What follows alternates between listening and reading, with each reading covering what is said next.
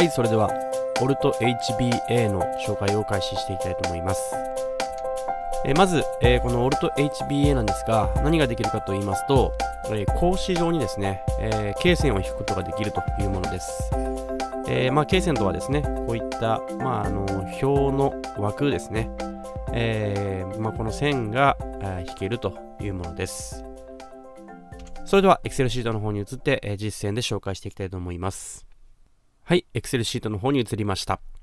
今こちらに、何も書かれていないですね、Excel シートがあります。罫線を早速、引いていきたいと思いますけども、まず引きたい罫線をですね、選択いたします。そして、キーボードの方に目を移していただきたいのですが、こちらのですね、Alt キーを押して、で、次は H と B ですね。HB とします。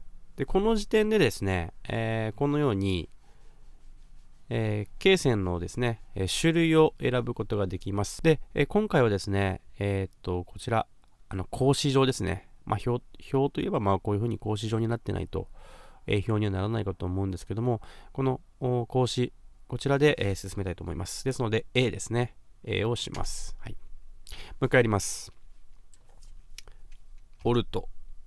Alt-HBA ですね。はい。もう一度やります。Alt-HBA ですね。はい。